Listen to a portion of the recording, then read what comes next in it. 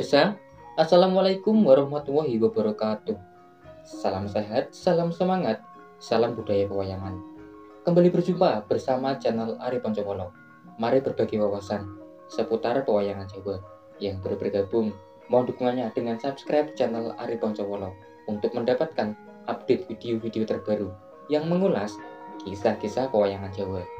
Pada kesempatan video kali ini akan mengulas senjata pertahanan terkuat yang ada di dunia pewayangan Jawa, tentunya menurut channel Ari Poncowolo.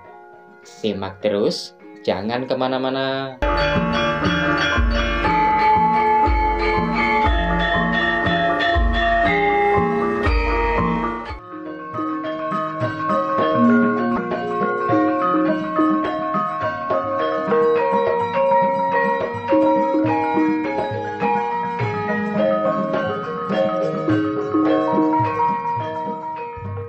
Yang pertama, mari memulainya dengan Cupu Maduseno yang dimiliki oleh Raden Antasena, putra dari Raden Bimoseno bersama Dewi Orangayu, cucu dari Sang Hyang Baruno dalam cerita pewayangan. Cupu Maduseno berbentuk wadah kecil yang berisi air Tirto Martoka Mandanu yang mempunyai khasiat pertahanan dan juga penyembuhan.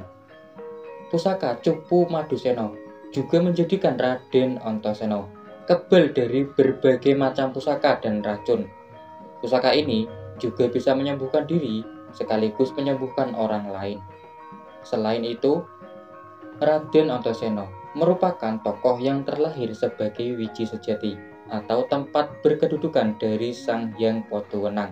Tentu saja, hal tersebut menjadikan Raden Antasena merupakan salah satu tokoh pewayangan Jawa yang terkuat dalam cerita pewayangan Jawa.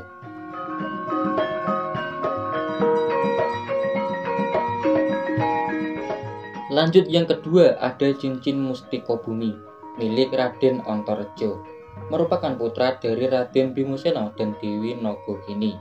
Raden Antareja dalam cerita pewayangan diceritakan merupakan cucu dari Sang Hyang Antaboga. Cincin Mustika Bumi mempunyai khasiat pertahanan mutlak selama masih berada ataupun dekat dengan bumi ataupun tanah. Ditambah, Raden Antareja memiliki pusaka bawaan yang bernama Sisik Napakawaca, pemberian dari Sang Hyang Antaboga, yang membuat Raden Antareja kebal dari beragam pusaka maupun racun. Raden Antareja merupakan putra dari Raden Bimoseno terkuat kedua setelah Raden Antasena yang terkenal dalam cerita pewayangan Jawa, yakni Raden Antareja, Raden Gatotkaca, dan Raden Antasena. Dengan pusaka cincin Mustika Bumi dan juga Sisik Napakawaca menjadikan Raden Antareja tak terkalahkan dalam cerita pewayangan Jawa. Raden Antareja diceritakan hanya bisa dikalahkan oleh dirinya sendiri, yakni dengan menjilat jejak kakinya sendiri dalam cerita pewayangan Jawa.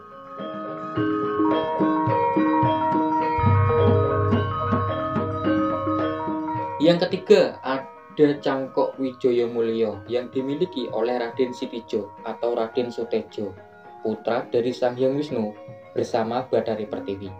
Raden Sitijo juga diakui putra oleh Prabu Sri Badragresna dari Kerajaan Dwarawati. Pusaka berbentuk kelopak bunga dengan khasiat pertahanan dan juga penyembuhan. Ditambah, Raden Sitijo mempunyai ajian Poncasunya Bumi. Dengan demikian menjadikan Raden Sitijo mustahil untuk dikalahkan dalam cerita pewayangan Jawa. Raden Sitijo merupakan raja yang didaya dari kerajaan Trajutrisno. Raden Sitijo dalam cerita pewayangan mempunyai saingan, yakni Raden Gatotkaca.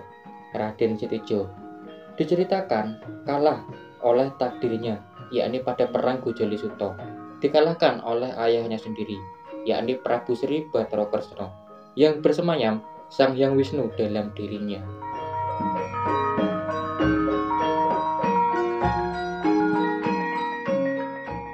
Berikutnya yang keempat, ada Bunga Wijaya Kusuma yang dimiliki oleh Raden Narayana atau Prabu Sri Badragresna. Dalam cerita pewayangan, Raden Narayana terkenal sebagai putra dari Prabu Basudewa bersama Dewi Dewaki dari Kerajaan Mandura. Bunga Wijaya Kusuma mempunyai khasiat pertahanan dan juga penyembuhan. Bahkan bisa menyembuhkan ataupun menghidupkan kembali tokoh-tokoh yang gugur sebelum waktunya. Sebagai contoh ada pada lakon Sembodro Larung. Pada kala itu, dengan Bunga Wijaya Kusumo, Prabu Sri Bathara Kresna menghidupkan kembali Dewi Sembodro yang gugur sebelum waktunya. Ditambah Raden Narayana ataupun Prabu Sri Bathara Kresna mempunyai pusaka sakti yang bernama Kyai Kesawa atau panah kecil yang bersemayam di rambut Prabu Sri Bathara Kresna yang menjadikan khasiat adalah ajian Triwikromo. Dengan demikian menjadikan Prabu Sri Bathara Kresna merupakan tokoh dengan pertahanan terkuat yang ada dalam cerita pewayangan Jawa.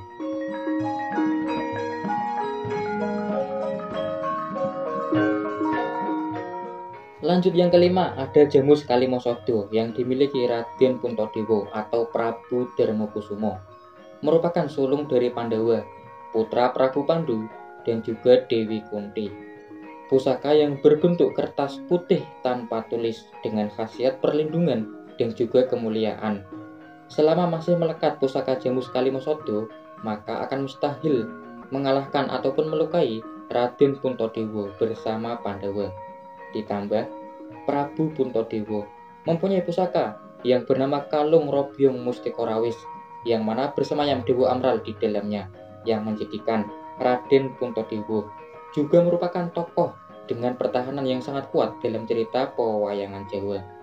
Dalam cerita pewayangan Jamus Kalimosodo diceritakan ataupun disanggit dibaca oleh Kanjeng Sunan Kalijaga yang membantu Raden Puntadewa untuk moksa dan mengakhiri tulis takdir hidupnya.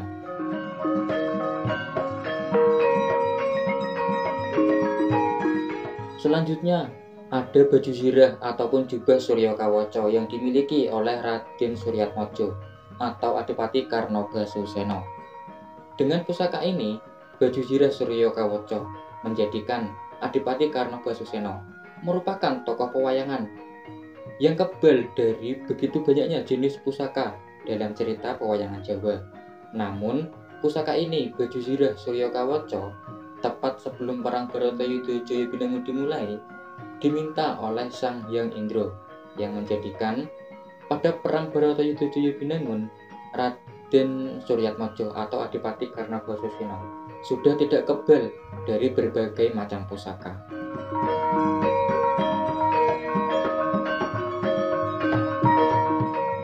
Yang ketujuh ada Tameng Wesi yang dimiliki oleh Raden Dewabrata atau Resi Worobisma, putra dari Prabu Sentanu dan juga Dewi Gangga dari Kerajaan Ngastina, putra mahkota tanpa tahta dari Kerajaan Ngastina karena sumpah setia sebagai abdi dan juga tanpa menikah ataupun wadat. Tahta dari Kerajaan Hastinapura diberikan kepada saudara tirinya yang bernama Raden Abiyasa.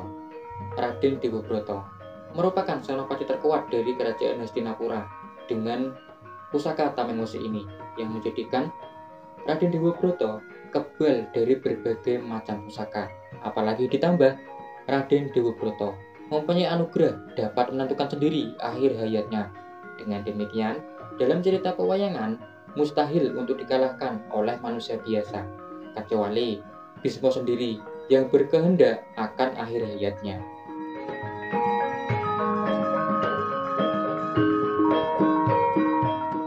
Sebagai tambahan ada Cupu Minyak Tolo yang dimiliki oleh Raden Pandu atau Prabu Pandu Dewanoto dari Kerajaan Ngastina.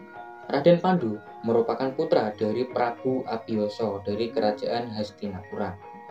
Dengan pusaka ini mempunyai khasiat bila dipakai kebal dari serangan fisik maupun pusaka apapun itu. Namun sayangnya pusaka ini malah dipakai oleh Pate Sengkuni dalam cerita pewayangan. Bisa menyimak lakon Rebut Minyak Tolo yang sudah terkenal dalam cerita pewayangan. Adapun cara untuk mengalahkannya adalah dengan mengelupas kulit dari tokoh yang menggunakan pusaka minyak tolo. Ada pada lakon Pate Sengkuni Gugur atau Babak Plot Sengkuni Beset. Biasanya terselipkan pada lakon Duryodana Gugur dalam rangkaian perang Bharatayuda Jayabinangun.